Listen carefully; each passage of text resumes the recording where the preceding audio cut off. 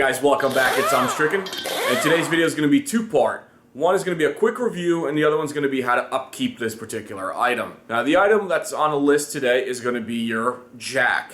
Yes, it's going to be the jack that lifts up your vehicle. I specifically have the Pittsburgh or Harbor Freight 3-ton heavy-duty rapid pump. So let's get on the floor, and I'll show you around on that jack, and then we'll get down to maintaining it, repairing it. So looking at the jack from a bird's eye view, we have a 3-ton heavy-duty floor jack. It is a hydraulic jack. It's a rapid pump jack, which means it requires less pumps of this arm in order to lift that base up, which actually lifts your vehicle up. So I've had this jack for about 2 years now. I absolutely adore this jack. It's bulletproof in my opinion. It doesn't look great in a sense, like it's not NASCAR colors or it's not, you know, fancy this, that, or the other. But this thing works. It's a steel jack. It's about 70 to 80 pounds, if not more. It's a beast. But it can lift 3 tons. And that's what I actually need.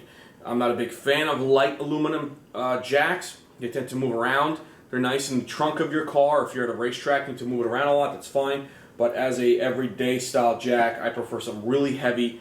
It doesn't move as much or as easily when it's underneath the vehicle.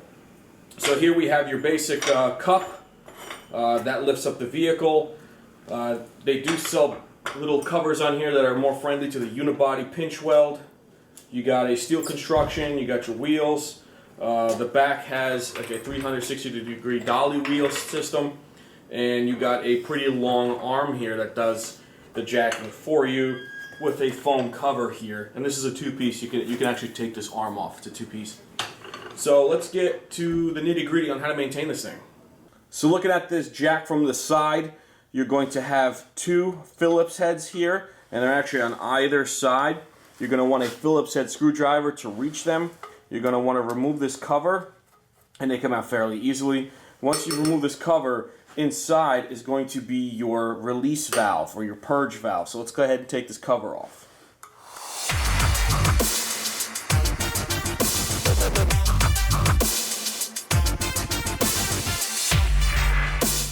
Alright, and now that we have our 4 screws out, go ahead and set them in the screwdriver aside, and you can lift up and remove this cover. It's on a little tight. Alright, set that aside, and inside, right there in the center, is going to be a flathead screw, and that is the purge valve. So according to the manual, it states to open up this purge valve here and remove it. And then you are to turn this arm here counterclockwise to completely open up the system. Then you're supposed to pump this arm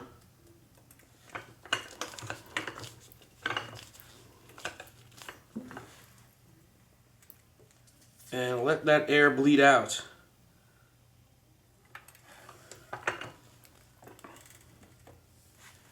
And mine's spilling out a little bit, so I'm just going to wipe that up.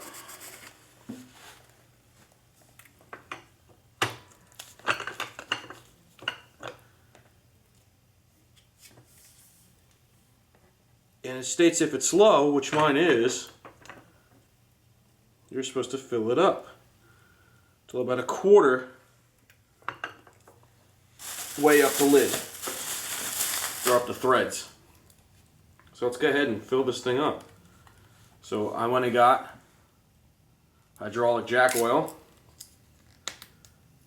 and it comes with this convenient little needle tip. So just try to put that in there and fill up your jack. Like I said, it states to fill. The manual states to fill it up till about a quarter of the way up. Meaning, as soon as it starts touching the threads, I would stop filling it. Wow, mine was pretty low.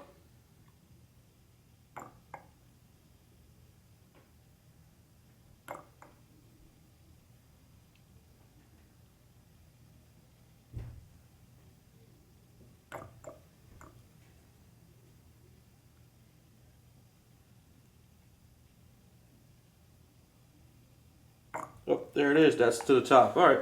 So just to wipe it off again, I'm going to slide this piece of Bounty across the top. Now we're going to screw in the set screw again. And obviously that's going to displace some of that fluid. So have your Bounty handy. So what we're going to do is we're going to screw it in all the way, displace some of that fluid, wipe it up, and now we're going to repurge the system by gently opening it and pumping this arm.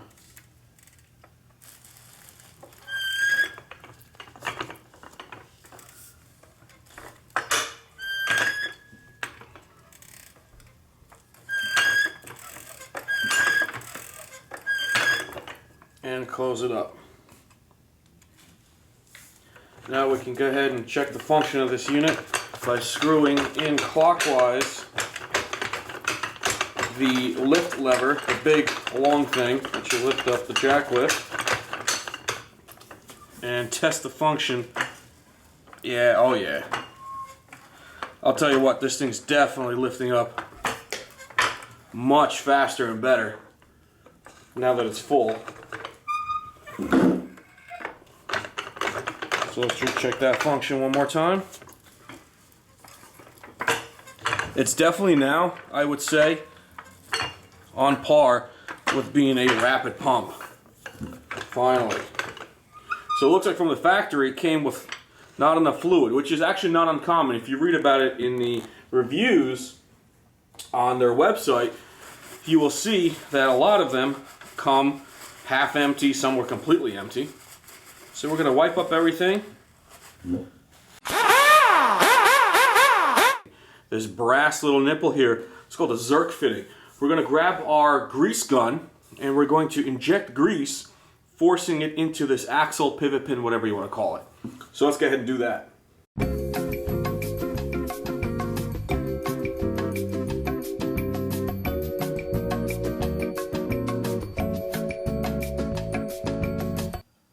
Alright, now that we're down at the Harbor Freight 3-ton floor jack, it happens to have a Zerk fitting, so we're going to go ahead and lubricate this pivot axle here. You're going to take your attachment for the Zerk fitting, put it on, and push it. And you're going to feel it click. There you go. And that is now fitted on. And we're going to go ahead and pump our grease gun. Now, we might start seeing it coming out of the sides here. Don't push further than that. Once that starts coming out, you know it's done. I hear it and I see it coming out of here. And it might be coming out the other end too now. Yep, now I see it coming out. I don't know if you guys saw that, but it's coming out of either end there. And you're going to see it coming out of here. Ready? See it slowly coming out?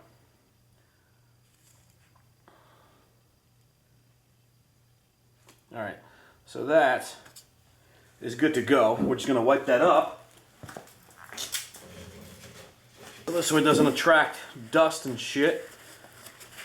Wipe up everything. Plus, you don't want to keep pushing, you'll blow the bearings out. Or whatever seals that are there. I'm sorry, not bearings, seals. So just wipe that up. And let's do a quick test run of our jack.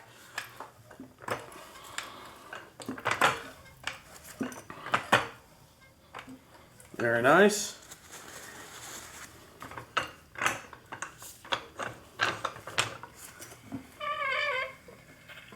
All right. And that is how you lubricate a Zerk fitting. And that also works, by the way, on chassis. If you got Zerk fittings on ball joints on your cars. Just like that. We're going to clean and lube up this cam. It takes a beating. It's exposed to the elements. It does a lot of pushing. So we're going to use some brake cleaner. It is safe on seals and rubber and plastic pieces. Just going to give it a little spray down.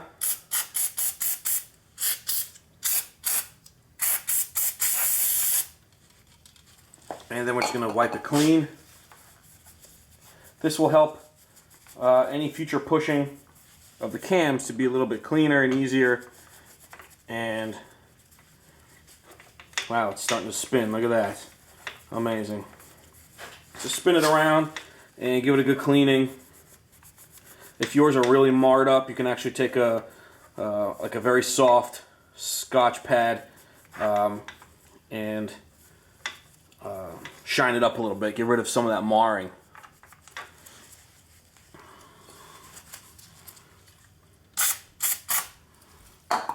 And honestly, you can lubricate this, but you probably shouldn't, because lubrication always attracts dirt and grit. So maybe you could do a very, very light coat of something, and I mean very, very light. No moving liquid, put it that way. That's what would be my suggestion for you. Maybe a very light motor oil, something very, very light. I'm probably just going to run mine dry because it's just fine for me.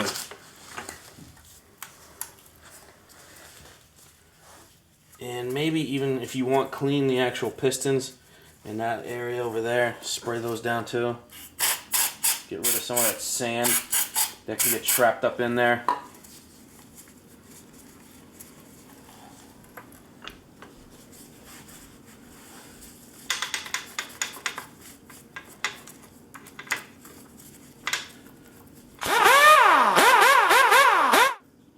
And here is some rust that I see, so we're just going to hit that with some like WD maybe.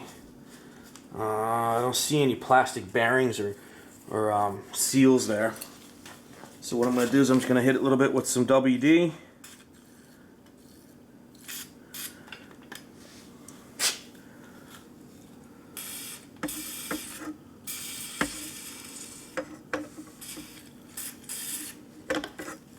And to work that,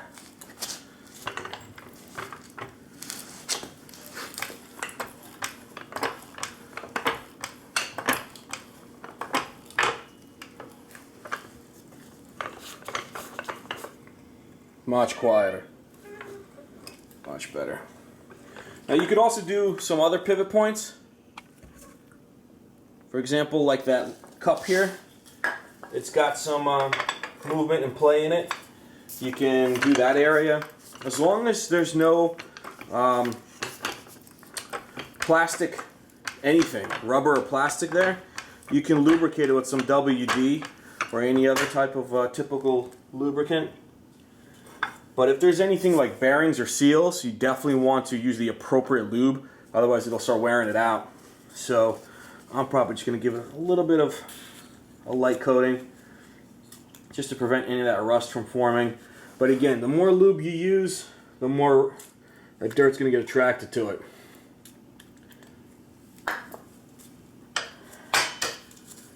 So wipe it all up.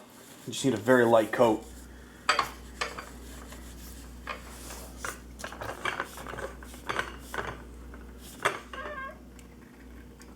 Not bad.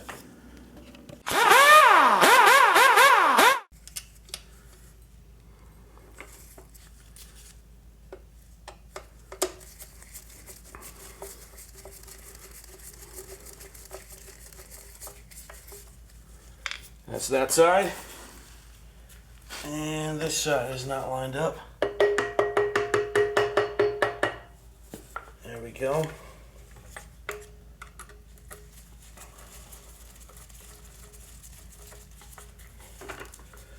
Now you guys can go ahead and put on all 4 screws. I'm not, because I do a lot of maintenance to all my equipment, so I'm going to be doing this often, and this cover's just a pain in the butt. So I'm not even going to worry about those other 2 screws. One on either side, just fine by me. Alright guys, thanks for watching. I'm Stricken, and I am out.